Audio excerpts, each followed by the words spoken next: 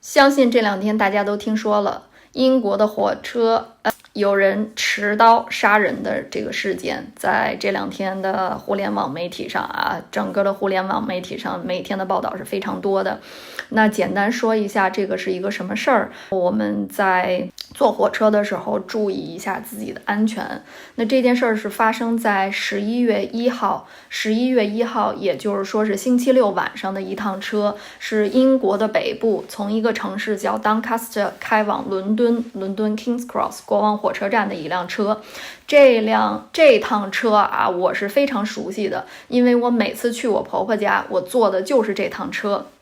这个 Doncaster 是离我婆婆家最近的一个火车站，所以我常常坐这趟车，还是比较熟悉这趟车的。那这件事情发生呢，是由火车呢是由 Doncaster 这个城市，英国北部的这个城市开往伦敦的。那很多的我们国内的媒体也说啊，这件事儿发生在剑桥。我们都知道剑桥这个城市，剑桥这座大学，但是剑桥呢，它也是一个郡，在相当于国内的就是什么什么省，在这个省里边啊，还有很多很多的城市。所以这个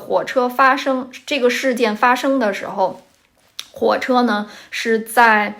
行驶过程当中的，它是没有在停靠任何的这个站台的。所以这里不得不说，当时开火车的司机是非常机智的，他觉得就算是他知道后边有人在杀人，但是你说他前不着村后不着店的，他停根本就没用，所以他非常机智的就又往前行驶了8分钟才能停靠这个站台。在这个8分钟里就已经有人报警了，所以在下一个他能停靠的站台，这个所有的救护车、医护人员、警察就已经就位了。但是这个非常恐怖的8分钟，那你想，对于这趟火车上的乘客真的是非常非常的害怕的。我相信每一个人，对吧，在这趟车上都是非常害怕的。从头到尾一共就有9节车厢，其中这两个人开始拿刀开始杀人的，咚咚咚咚开始捅人的时候，他们是从第4节车厢这个开始的。那其实啊，8分钟、9分钟的时间，我觉得真的是想想都让人很可怕的。那么警察锁定了2个犯罪嫌疑人，这2个犯罪嫌疑人都是30多岁的，一个是黑人，另外一个是这个加勒比海Caribbean， 就是加勒比海那边的一个人。那警察锁定了2个这个嫌疑人，这2个嫌疑人呢，他们都是英国出生的这个英国公民。但是呢，这个祖籍肯定应该是不是英国的，因为警方披露的时候说这2个人是 British National， 是出生在英国的，但是一个是黑人，一个是就是加勒比海那边的人。所以呢，网上有很多的评论啊，就说呢，叫什么老鼠是出生在鸡窝的，但是它也不是鸡，它同样还是老鼠。这个意思呢，就是说这些人他虽然是在英国出生，在英国这个待了30多年，对吧？但是他骨子里可能对你价值观的认同呀，或者等等还是不认同的。所以这个警方我觉得也是非常有意思，特意强调到他们的这个背景。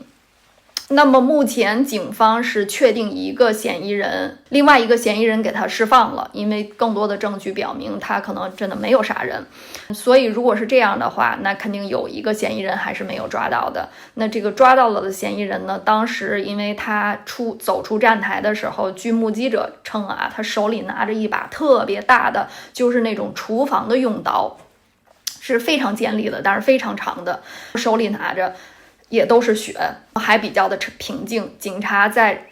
跟他对峙的时候就说让他放下武器，他就还是不放，说有本事你就杀了我呀，他就用英文说 kill me kill me， 说了好几遍。后警方是用这个叫什么泰瑟枪，就不是真的这种枪，但是泰瑟枪是就是给你击中，就是发出一个小的物体，产生这个少的电量，让你就是制服你嘛。我觉得这个能合法拥有吗？如果合法拥有的话，我是不是应该也买一个？这是这件事儿。当时就是很多目击者就说，当时是情况是非常非常混乱的，所有的人都是非常害怕的。那这里边呢，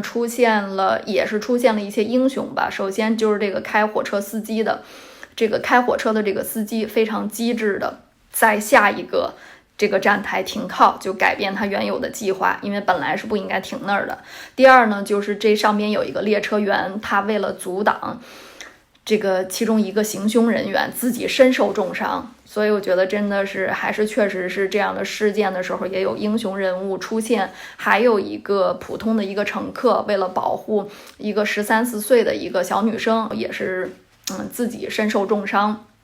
当时应该是有11个人左右被送往医院，其中有人的伤还是比较重的。据说目前已经大概有5、6位伤者已经可以出院了。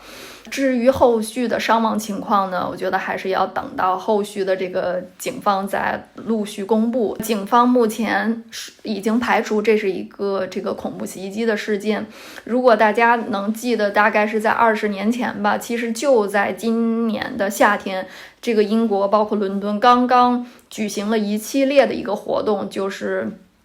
这个20周年的一个纪念日吧，就是也是在20周年的时候，夏天也是在20年前的时候，伦敦发生了几起这个爆炸的事件，在地铁，在这个公交车上，是恐怖分子。那么，所以在这种交通安全上，确实是令人非常的担心。那下面我说一下，我们生活在英国的普通人应该怎么保护好自己。